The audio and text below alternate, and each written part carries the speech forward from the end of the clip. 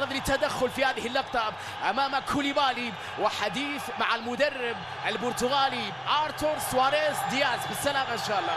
تاليسكا لسه عايد من إصابة، تاليسكا غاب لفترة مهمة حساسة في الموسم الماضي، وبعد ذلك كان غياب له تأثيره بصراحة للاعب تألق في دوري أبطال آسيا وسجل العديد من الأهداف على مستوى بطولة الدوري. بالنسبة لأندرسون تاليسكا غياب كان له تأثير أيضا على المجموعة وأيضا على أداء النصر بشكل عام. بالتالي اليوم في هذا الموسم يحب النصراوية أن يكون تاليسكا على قدر 11 في السوبر رقم 11. الكرة العالية والكرة تسقط، تاليسكا يحاول لكن بعد ذلك مقطوعة.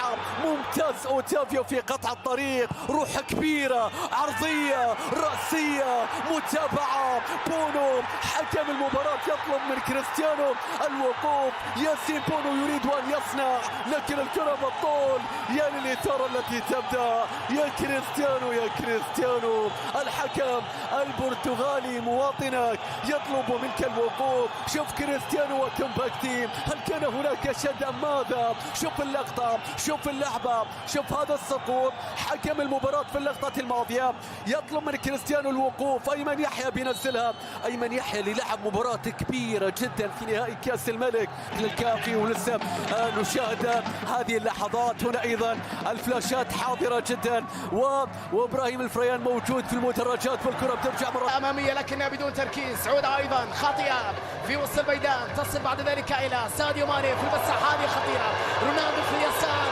وتاليسكا يحاول، وتاليسكا تسديدة لكنها صدمت في الدفاع، تحولت إلى ركنية. بعد ذلك كانت فردية شوية من تاليسكا اللي يعتذر لرونالدو، حبة تسديدة قوية باتجاه المرمى، لكن كوليبالي كان في التغطية المثالية لتتحول بعد ذلك الكرة إلى ركنية. ولهم في الجانب البدني بالسلامة لأيمن يحيى.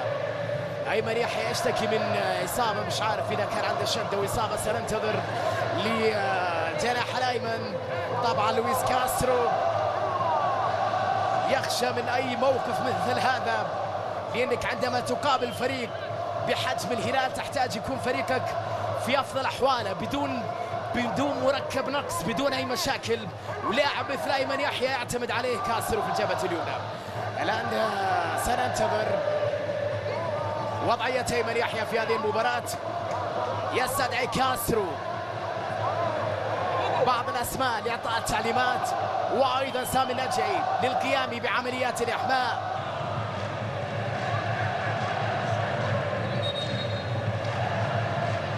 بعد مشكلة بروزوفيتش سيفقد أيمن يحيى بعد 23 دقيقة في أحداث هذه المباراة، وبالتالي فإن عبد الرحمن غريب سيكون خيار كاسترو الجديد في الدقائق القادمة. تغيير اضطراري الجناح الأيمن في قائمة النصر. أيمن يحيى ليترك أرضية ملعب المباراة. ألف سلامة لأيمن، وسيكون عبد الرحمن غريب خيار قادم في هذه الأثناء.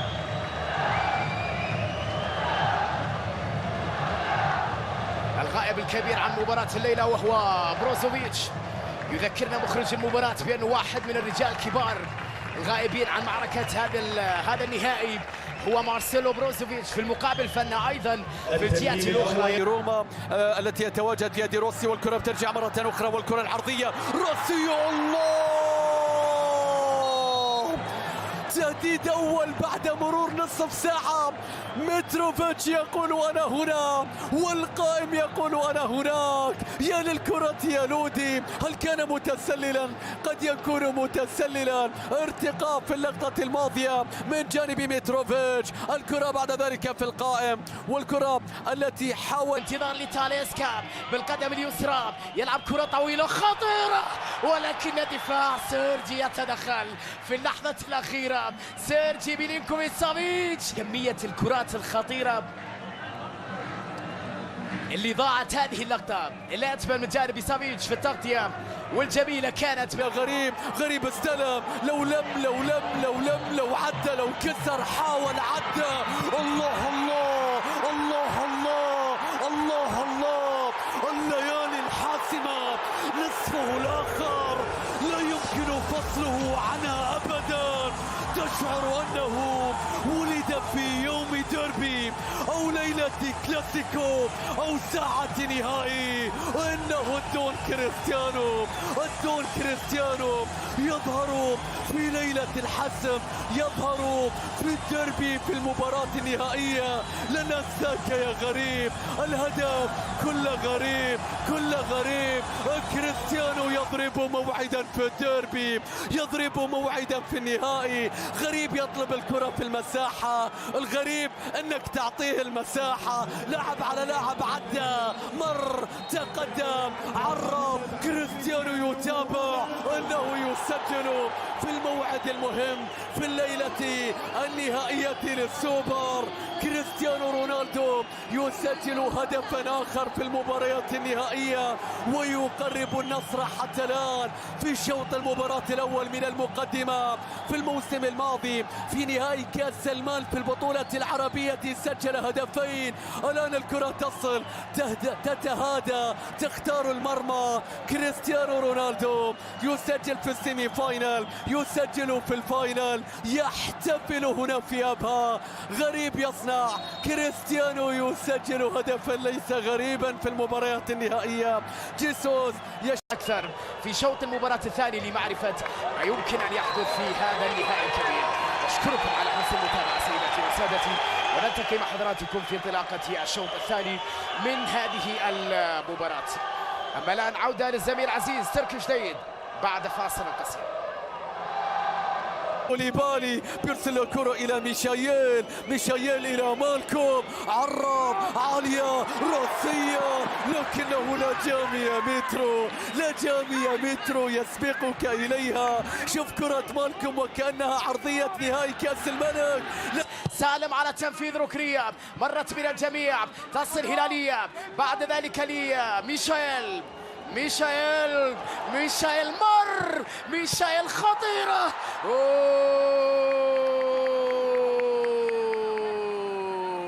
يا إلهي، لقطة في منتهى الروعة.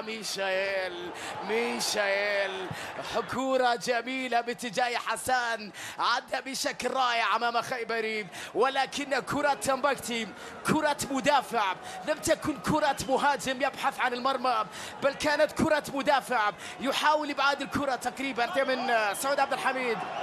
خيبر يحافظ على كرة أمام حسان. صراع بين الثنائي السابق في نادي الشباب واللي حاليا لاعب في الهلال ولاعب في النصر، بأسماء مثلت الشباب في فترة سابقة.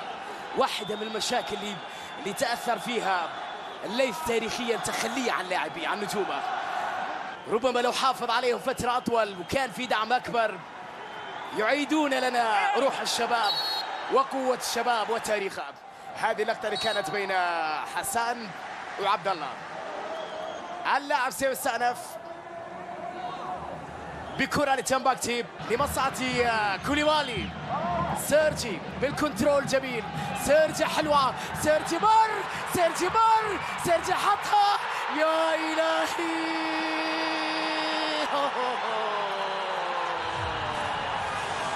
يا لها من لقطة يا سامي، شيء من الخيال. نعم شيء من الخيال.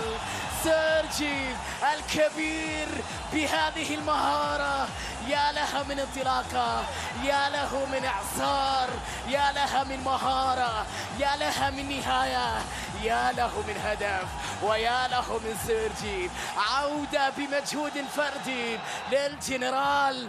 شوفها مرة أخرى، هنا الاستقبال، هنا اللمسة الأولى، هنا التمهيد، هنا الاختراق، هنا المرور، هنا السحر، هنا النهاية، هنا الهدف، هنا سيرجي، هنا المتعة، هنا المتعة تكتمل لمصلحة سيرجي ميلينكوفيتش بلقطة في منتهى الروعة، بمجهود فردي هائل.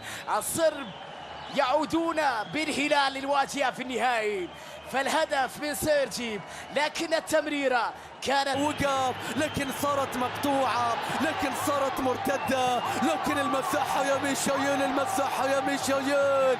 ميشايل يتقدم، ميشايل لو عدى، ميشايل يتلاعب، ميشايل لو عرض. الله يا ميترو، يا للكرة يا للكرة، يا للقطة يا للقطة. الدفاع ما زال معك، لا جامي لا يتركك، لا يتركك يا مترو. انظروا إلى ميشايل عندما يريد أن يصنع، كيف يفتح المجال، كيف يفتح المساحة. الكرة بتتحول والرأسية تأتي والكرة إلى خارج الملعب في اللقطة الماضية.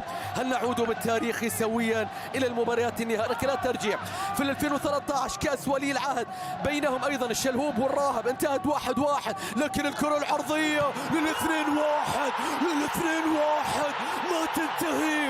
1-1 ومترو موجود. انه يبدأ الموسم كما ينهيه معه، لا تعرف بداية الموسم من نهايته. يا للمترو يا للمترو يا للمترو يا للمترو. مترو ودربي ونهائي وكاس. رتب الكلمات في جملة مفيدة، رتب الكلمات في جملة مفيدة. يا للراسية يا للراسية. انه المترو يصل الى المحطة ومثله لا يتأخر عن المحطة. يا للعرضية يا للارتقاء. شوف الروبن نيفيز قال له سجل. الله يا مترو، الله الله يا مترو، الله. الهلال يقلب النتيجة في الشوط الثاني. انه مترو معه لا تعرف بداية الموسم من نهايته. راسية تظهر كما ظهرت في السيمي فاينال. كريستيانو رونالدو يحتاج، كريستيانو رونالدو في حديث مع الحكم. بينتو في هذا التوقيت حطها في اليسار باتجاه لودي بكرة عرضية أخرى بعيدة عن الكل إلا ميشايل. يعود هنا بالكرة ميشايل للوراء، تصل إلى سيرجي ميلينكوفيتش سافيتش. بينية خطيرة لمالكوم والكرة الميترو.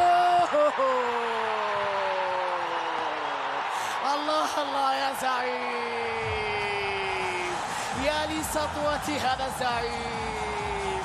الله الله يا مالكوم، يا عيني يا هلال. هدف جميل. ميترو ينفجر في السوبر، ينفجر في النهائي، ينفجر.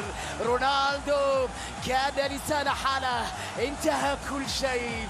يا لها من لقطة هنا عادهم من بعيد. ميشايل لسيرجي. التحرك ذكي، التمرير أذكى، اللعبة أجمل، النهاية معبرة. الهلال قوة، الهلال سطوة، الهلال شخصية، الهلال كبرياء، الهلال عقلية فوز في النهايات.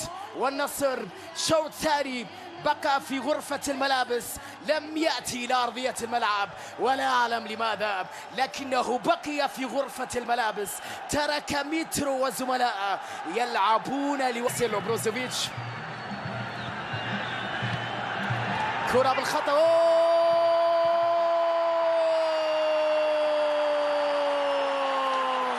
الرابع لمالكوم. أربعة هلالية. خطأ فادح في دفاع النصر. انهار النصر في هذه اللقطة. الرباعية في هذه الليلة الهلالية الكبيرة. أي خطأ حدث في هذه الأدرع. انهار النصر تماما في هذه الوضعية. لقطة كانت مؤثرة أيضا، وهدف يأتي بخطأ فادح من الدفاع النصراوي ليضع مالكوم البصمة بعد العودة، بعد أن كان محاولة للبناء من الخلف وبنتو ارتكب الخطأ الفادح. مالكوم خطفها، مالكوم سجلها، مالكوم قبل ذلك صنعها. مالكوم رياح قوية، ومالكوم مهارات فريدة من نوعها، ومالكوم تأثير قوي للغاية، ومالكوم يصل تقريبا أو يقترب من السوبر السادس في مسيرته. وكاسترو هذه الخسارة هي الأقصى، هي الأصعب إذا استمرت بهذه الوضعية. من لا شيء اللاعبين في دكة البدلاء يستعدون لاحتفال آخر. تشعر بأن الهلال لم يعد يحتفل فقط بل يمنع الآخرين من الاحتفال. الصافرة تأتي الهلال بطلا لكأس الدرعية للسوبر السعودي للمرة الخامسة في تاريخه. الهلال في أبهى صورة، في أبهى حلة، في أبهى قوة، في أبهى متعة. الهلال في أبهى